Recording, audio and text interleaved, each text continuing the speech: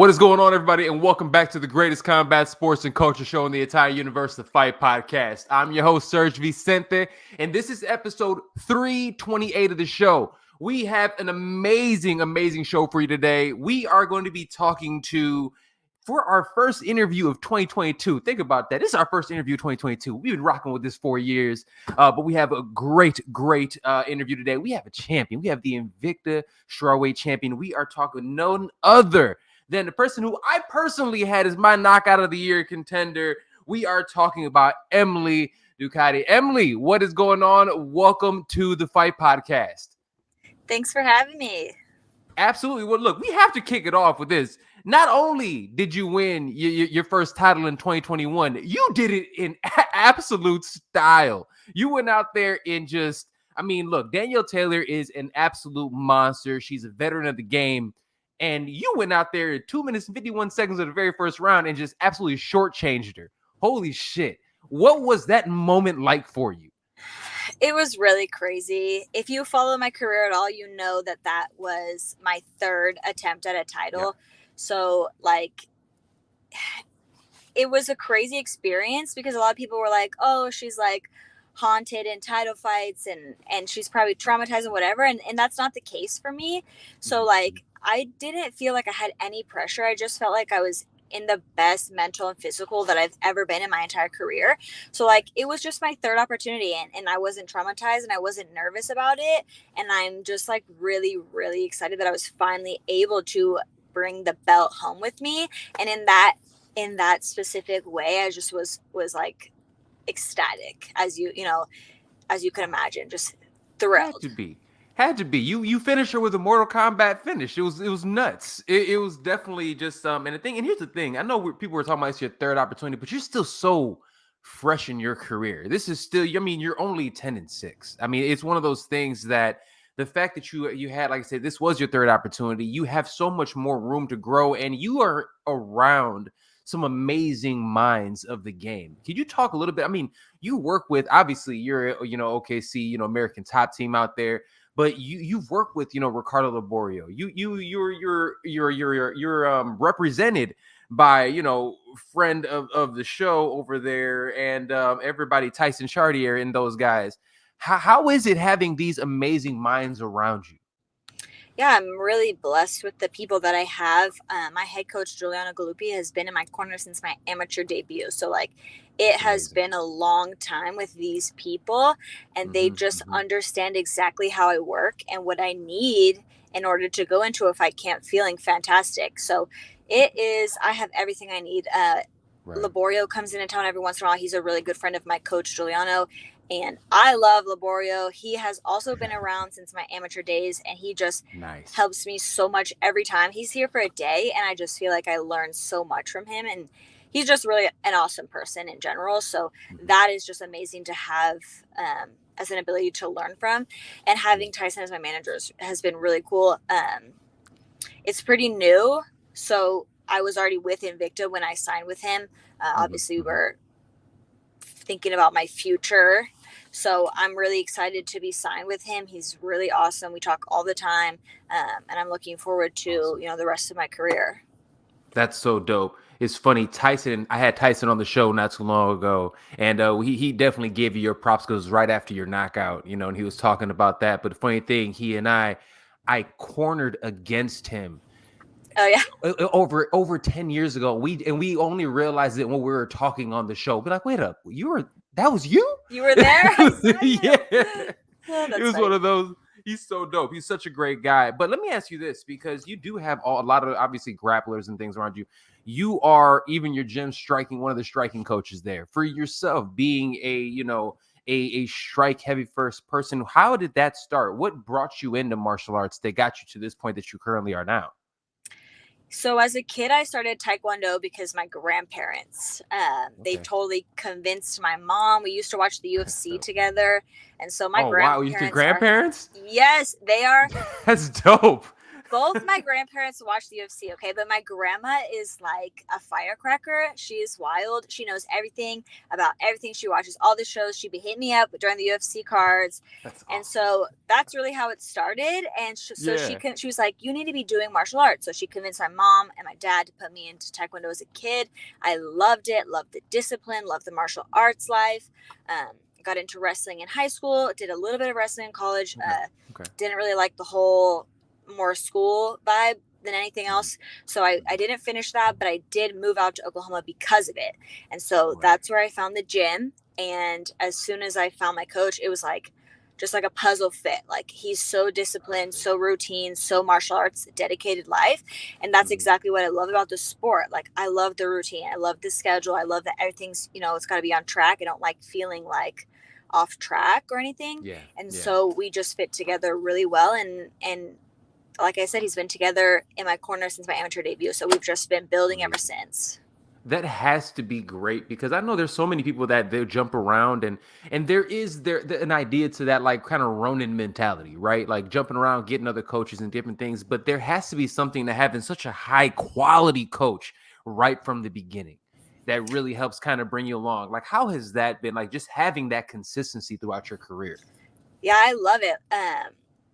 I do feel like a lot of people like to jump around and they say it's for training partners and to get like little vibes from each gym, which I totally understand. But as for me, I need like a set thing. Like this is my home forever, my home. These are my coaches. These are my people. These are my teammates.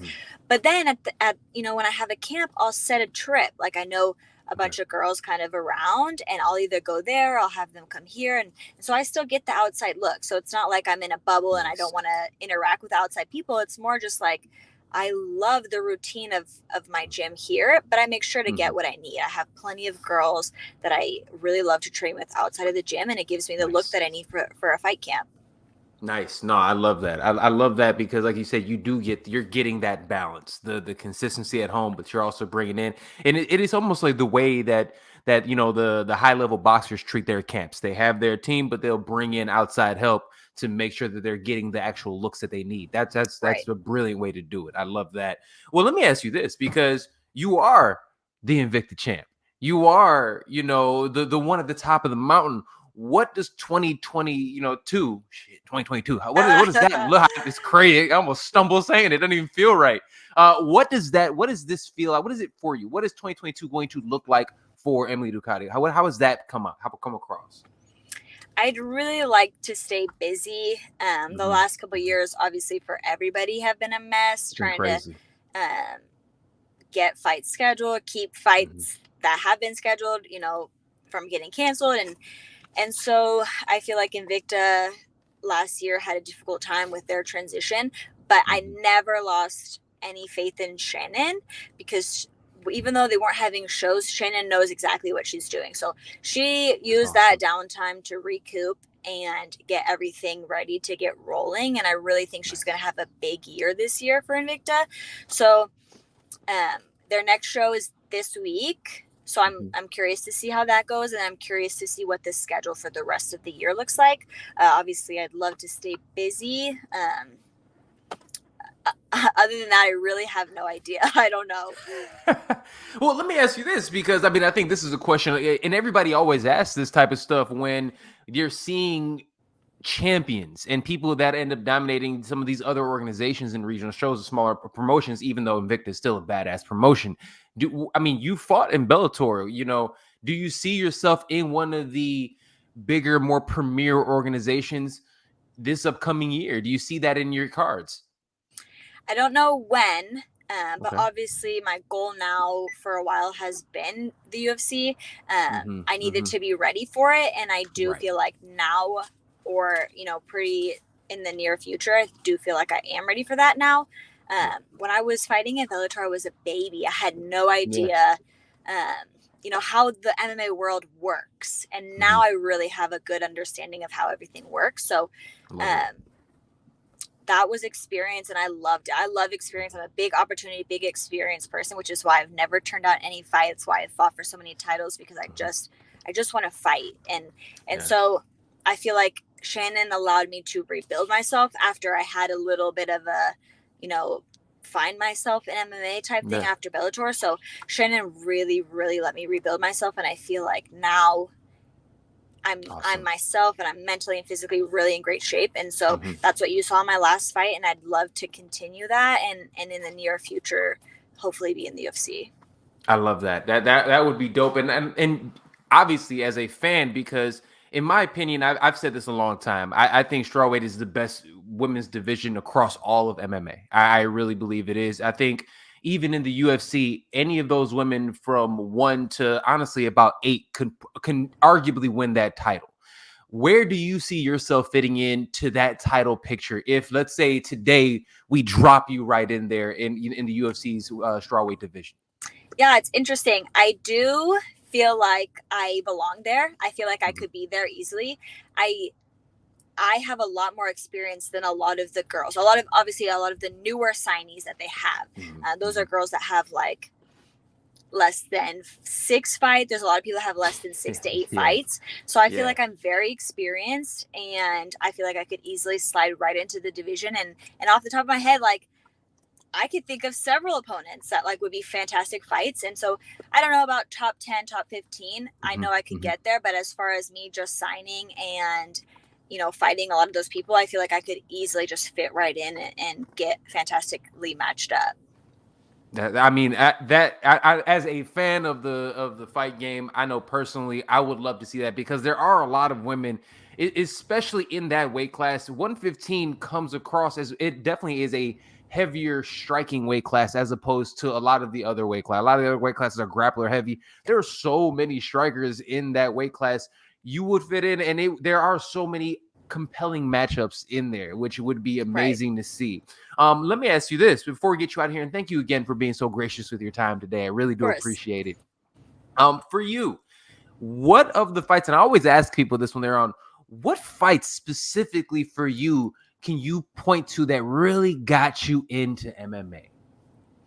Like somebody that fight that I watched? That you watched. I mean, with your badass grandmother who had you watching, you know, all the MMA fights. Like, what were those fights that really had you looking at it and saying, yo, I want to do this. This is amazing. So in the beginning, when I watched with my grandparents, there were not a lot of women. So it was like my grandparents and my grandma loved Uriah Faber, loves the California kid Uriah Faber, because that's where I'm from, California. So they just love him. So in the beginning, you know, it was a lot of those type of fights, those type of names, Uriah Faber. But, you know, towards the end, when I moved to Oklahoma, I really have watched Invicta from day one. And we went and watched some of the live shows, and I was like, you know what, like, I can do that. And I had been training, and I had done like some amateur fights, but I was like, that's where I want to be. I want to be in this show.